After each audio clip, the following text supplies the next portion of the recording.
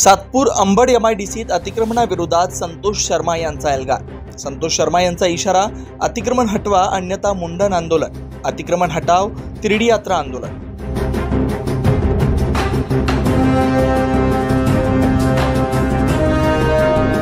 सातपूर आणि अंबड MIDC मधील बेकायदेशीर अतिक्रमणाविरोधात आज संतोष शर्मा यांच्या नेतृत्वाखाली एक अनोखा आणि प्रतिकात्मक आंदोलन पार पडलं। उद्योग भवन MIDC सातपूर येथे अंत्ययात्रा काढण्यात आली। मात्र यावेळी आंदोलनकर्त्यांनी एका वेगळ्या पद्धतीने आपला विरोध दर्शवला।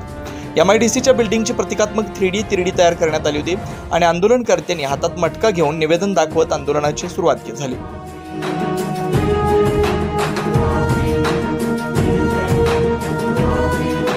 महिलांनी बांगड्याचा आहेर देत यंत्रणेवर असहाय्यतेची भावना व्यक्त केली।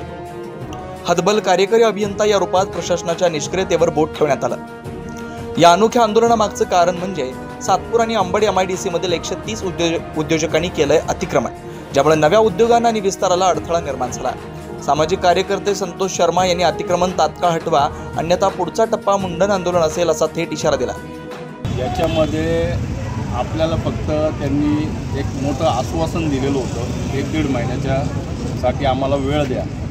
1-1.5 महिना होऊन गेला आणि हे लोक कुठंही आजपर्यंत यांच्या वरच्या वरिष्ठ अधिकाऱ्यांना कागदपत्र पोचवत नाही। ते त्यांच्या दर्जाचंच ठेवतात आणि त्यांच्या वसुलीसाठी एक धाक दाखवण्यासाठी उद्योजक यांना फक्त दाखवतात आणि धाक दाखवून पैशाची वसुली करतात। त्यासाठी आपल्या अतिक्रमण काढण्यासाठी यांनी कुठलाही अजूनपर्यंत पर्याय काढलेला नाही। आपण जे म्हणतात अनधिकृत अतिक्रमण आहे, नेमकं काय केलंय? अतिक्रमण म्हणजे आज कुठल्याही कारखान्यामध्ये जाण्यासाठी ॲम्ब्युलन्स, फायर ब्रिगेड जीवहानीसाठी सोडलेला जो मार्जिन पेस असतो तो सोडलेला नाही आहे। टोटल हा आशीर्वादाने सगळा पॅक केलेला आहे। अशा MIDCला किती कंपन्या आहेत? 130 कंपन्या आहे। उद्योजक म्हणलं ना तर त्यांचा आणि माझा त्यांच्यासंग काहीच वाद नाही आहे। हा वाद आहे फक्त अतिक्रमणापुरता। अतिक्रमण त्यांनी काढावं, स्वतःहून काढलं तरी त्याची आनंदाची गोष्ट आहे। त्यांनी स्वतःहून काढलं तरी या भ्रष्ट अधिकाऱ्यांना 1 रुपया त्यांना द्यायची गरज नाही।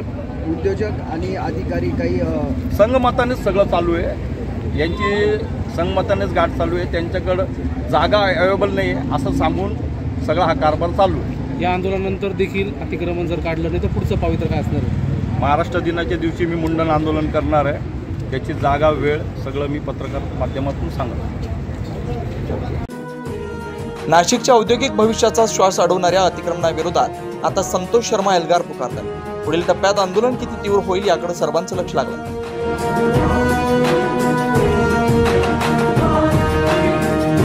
9 न्यूज महाराष्ट्रासाठी ज्ञानेश्वर आंधळे, नाशिक।